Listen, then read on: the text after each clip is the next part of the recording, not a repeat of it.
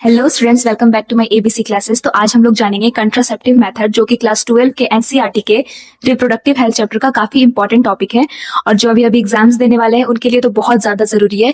तो आज हम जानेंगे कंट्रासेप्टिव मेथड।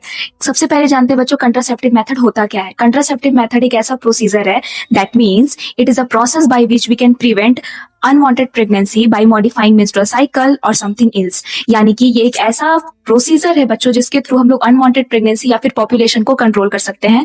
और अनवांटेड प्रेगनेंसी को रोकने के लिए ये सारे मेथड्स मैंने व्हाइट बोर्ड पे लिख रखे हैं। पहला है हमारा नेचुरल मेथड, दूसरा है हमारा बैरियर मेथड और तीसरा है IUDS, जिसका फुल फॉर्म होता है इंट्रायूटेराइन डिवाइसेस, और जो हमारा चौथा है वो है सर्जिकल मेथड। हम लोग सबसे पहले जानेंगे कि नेचुरल मेथड काम कैसे करता है।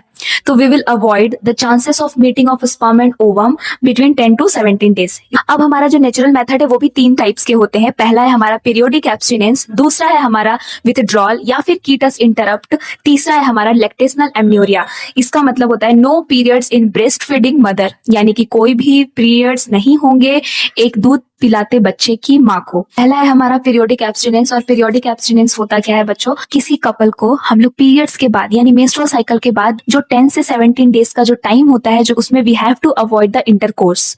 ओके, सो क्योंकि उस समय के जो चांसेस है वो बहुत हाई होते हैं ओव्यूलेशन के, so that is why we can avoid the chances of meeting of sperm and ovum in this period, that is called periodic abstinence, जिसको हम लोग कंट्रासेप्टिव मेथड का पहला पॉइंट यानी नेचुरल मेथड में कह सकते हैं।